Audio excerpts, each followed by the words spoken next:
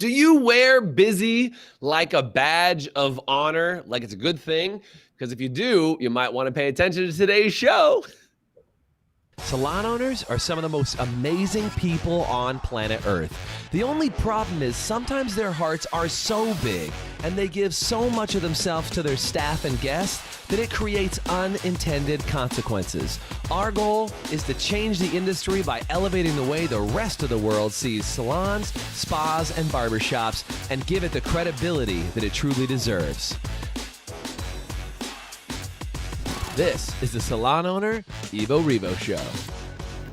Today's podcast is brought to you by Salon Scale, allowing you to charge by what you know, not by what you feel. So today's topic is all about the busy. Dang, Doug, we were on a call last week and we were talking with our mentor group and we were talking to them and we realized that something had come up. Is that every time we turned around, somebody's like, oh man, it's a really busy day. I'm super busy. Oh, I've just been so busy lately. And by the way, if you're one of those people who is constantly caught saying, I'm really busy, you're going to want to pay extra attention to this show because we're going to talk about what that really means when you say you're really busy. And Doug, you've never said you're busy in your life, clearly, correct? Of course not. Of course not. No, I mean, I'm definitely guilty of doing it. And it's about getting that mindset shift because, you know, the opposite of it. So I think the way most people were in our society are brought up or raised or conditioned to think, the opposite of busy is lazy. And so I don't want to be seen as lazy. So it's good to be seen as busy. But the problem is when I start thinking, so I think the problem is any busy is good. Is it busy? Is my plate? Yeah, there's no qualifier, right? It's just like, if you're busy, that's a good thing. And we as society have said, we've glamorized this idea of being busy because we think that being busy equals productive. Mm-hmm. Yeah, it's like the multitasking disease that started, I think it was first recorded in 1980 something. And that's right. It's like people like that was a badge of honor too. So multitasking led to being busy. If I got all these, I'm twirling all these plates, and I'm really good. But the problem is, and the things most people miss, they limit themselves because they get themselves busy and they don't have time to move themselves or their business forward to the next levels. So they get stuck in busy, and then they end up getting depressed. They get miserable and they get frustrated. And sometimes people quit what they're doing because they just got stuck in busy and didn't understand why it wasn't turning what they're, because no room to upgrade, right? No room to upgrade. I'm busy, busy, no room to upgrade. You know, I think this is the one that gets me the worst, Doug, is that sometimes I have this happen is people will call me and they'll say, oh, Jason, I know you're so busy all the time. And I know that's why I haven't seen you lately or why I don't hear from you. Or, I just know you're such a busy guy. And I think they genuinely mean that as a compliment when they say I'm just busy all the time. But I don't necessarily want to be seen as a busy person. I mean, listen, a hamster running on a hamster wheel is busy. That hamster's busy. Busy not going a damn place. Right? And I think, and by the way, if you're guilty of this, would you do me a favor and just say guilty in the chat? I see I see Hallie in there says struggle's real. Help me get a balance and work smarter, not harder with just busy work, right? And I think that's part of it. And figuring out, that whole process, because I think, we can get stuck over and over again in this idea that like we wear busy, like a code of, what am I trying to say? I was gonna say code of honor, but like we wear busy like a badge of honor. That's what I was trying to say, right? We wear busy, and so many people get caught up in that cycle. So where does that come from, Doug? Like what's the actual, like you said, in the 80s, we talked about multitasking and that was like a really big deal. But where do you see busy as being something? And by the way, if you guys are in the chat, tell me in the comments below, where do people glamorize busy? Well, I think it's like, we get this thing of that, I'm the problem solver. I can solve everybody's problem. No one can solve problems the way I can solve problems. No one can get this done. It takes too much time to explain it to somebody else. Better if I just do it. If I want it done correctly, this is a big one. If I want it done correctly, I need to do it. Do it on your own. Find a point of frustration. Well, I just got to take that back over. I got to do it. Doesn't matter. I'm busy anyway. What's a little busier going to do? And so you just keep moving down that rail and not really looking at, and that's what I say, that's where you can get stuck there, and it's super dangerous to get stuck there because it actually is a hopeless spot. if you've busied yourself out to capacity, then no, you're not going to be able to upgrade your level of business. You're not going to be able to upgrade your life to live that thing that you probably started a business to live, and you can't get there because you got stuck in a busy platform. So I think today what we're talking about is how do we shift that mindset, so busy versus lazy to busy versus productive. Right. And that's the better question, right? The dichotomy of just saying busy or lazy is a problem because you can only be one or the other when you're stuck in a dichotomy, right? Dichotomy is either I am busy or I am lazy. I don't want to be seen as lazy, so therefore I'm busy. But if you switch that paradigm up a little bit and actually say, am I being busy or am I being productive? Because again, the hamster on the wheel makes no progress. But if that wheel was broken free from where it is and that hamster was running in that wheel, it would be making progress. It wouldn't be making progress, right? Is that you would be actually running down and actually making some serious progress and getting some momentum. And I think that's the area, right? Is that so many people get stuck in this mode where they are trained and conditioned by society and by life to be seen as busy. Now, by the way, they did a survey, and I don't remember this exact study, but they did a study, and they walked around an office, and they actually said most people, as long as they were in motion or moving while they were doing things at their desk and looked like they were working, is they were rated as being productive by their bosses and managers, as long as they were moving. And they planted people around to just say, I don't want you to actually work. I just want you to be in motion, right? I want you to be in motion when the boss comes walking by and just see. And they said that the activity, and I think this is really important, right, is that the activity would show that somebody was busy, but the activity didn't actually show progress. So think about this in your life.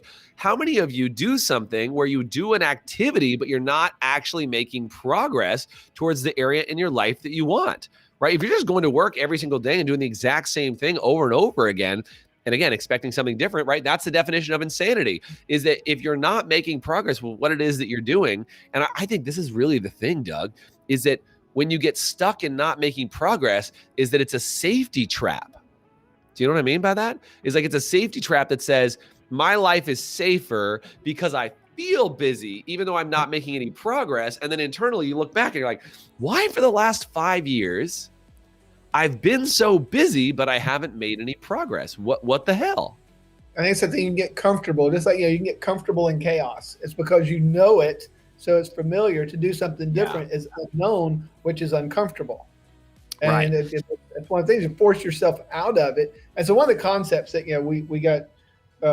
we like to practice and that we've been introduced to is called buying back time.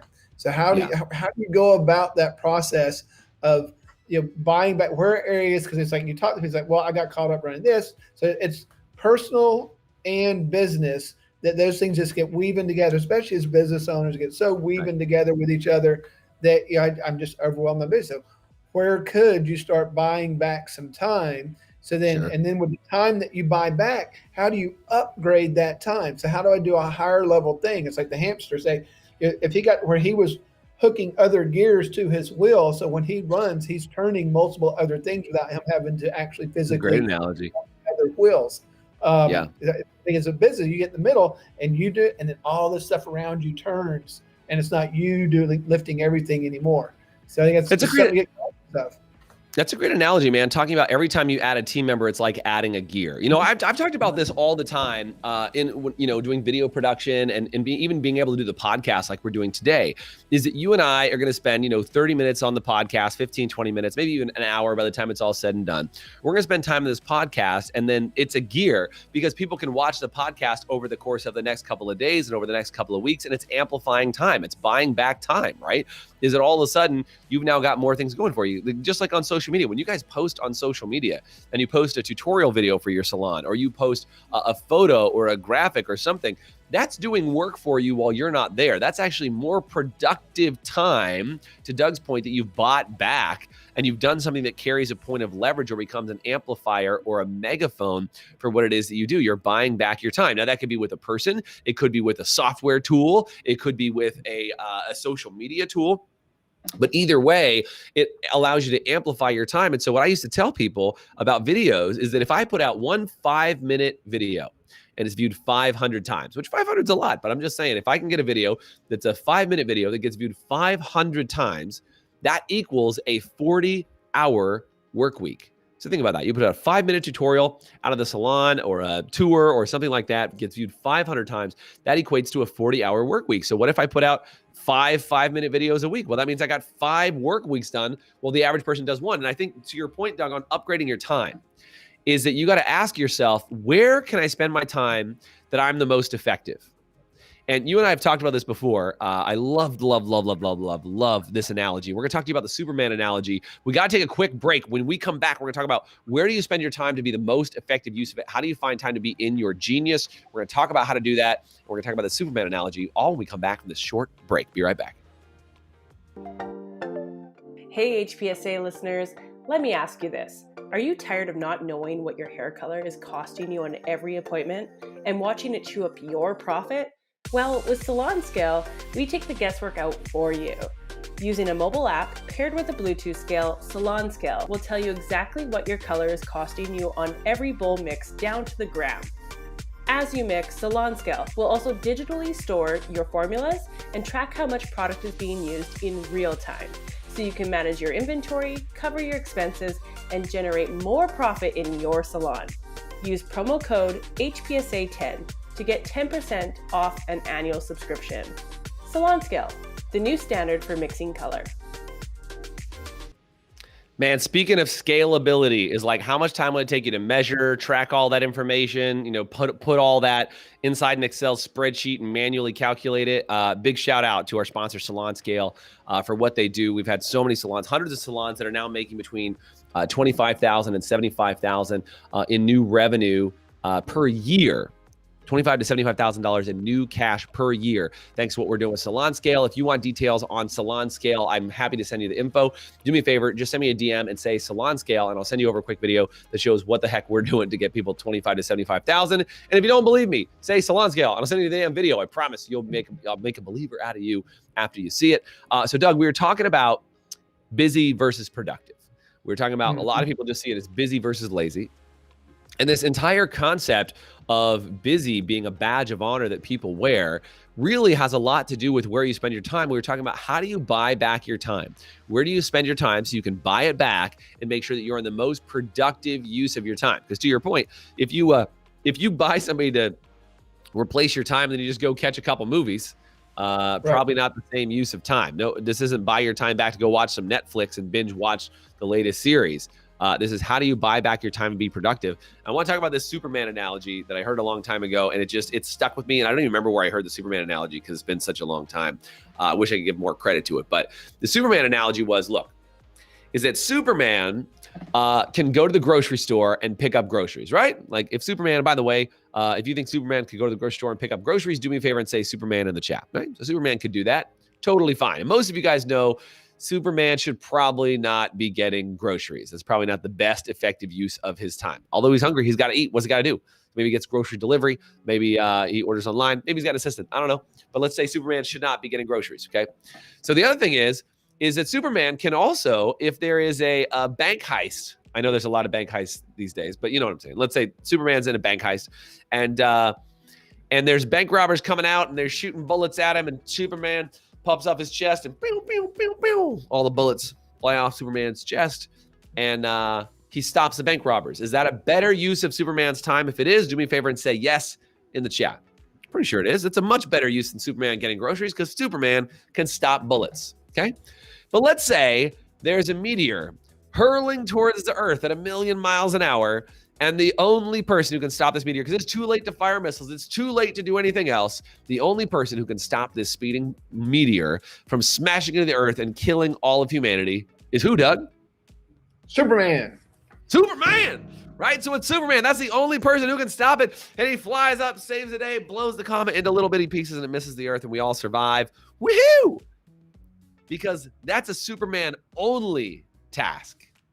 Superman only task. See, police officers might have been able to stop the bank robber, but police officers can't jump into space and smash up this comet. So my question for you is, in your salon, what are the Superman, or probably a better way to say that is Superwoman, super lady, tasks that you can do inside the salon? What are the things that you as a salon owner get to spend your time on that are worthy of your time, that everything else that's not a Superman or Superwoman task, you can start finding ways to upgrade? Doug, you and I have a call every single week called the Superman session, right? You and I have Superman sessions every single week, and we do only the things that you and I can do inside the business. We're like, look, we're the only people who can brainstorm this or create this or build this new thing. Like, that's what we can do. And in theory, almost everything else we do in the business, we could delegate to other people. Now, I want to be clear. Doug and I spend about 4 to 5 hours a week on our Superman tasks, right? 4 to 5 hours a week of just Doug and I spending the time on our Superman tasks. And it's the stuff that only we can do. And we really work to make sure that nothing invades that time unless it's something that only he and I are available for. So my question to you is, as a salon owner, as you're watching this, or even if you're a stylist or just if you're running your business, what are the things that as a salon owner you do that's like getting groceries, picking up color, going to the distributor? What would be some other things, Doug, that you think are the lower value tasks that a salon owner often that you coach gets caught up in? Yeah, well, I mean, the supply store, going to Sam's, picking up, running errands because it just needs to get done. They get caught up doing those things, getting stuff for a meeting, getting stuff for an event that you're doing. It's like finding people that can do those things and take those things off of your plate. Inventory. It's like it's just training people up to get those things done so that it moves quicker, and then you're freed up to now. How do I elevate my time? How do I take that to the next level? And so at each level, you're going to, so you can start even like a stylist. You're busy trying to do too many things before you have to be at work. So you end up being late for work half the time, or you're stressed out when you get to work. What would it take for you to hire somebody to do some of those things for you in the morning that would take that off the plate so you'd be more prepared when you showed up at work? There's all these things that you can start doing to build. Like we just had at some of the buildings we own, 3 of the courtyards redone. I mean, for God's sake, I owned a landscaping company whenever I was younger, one of my first businesses.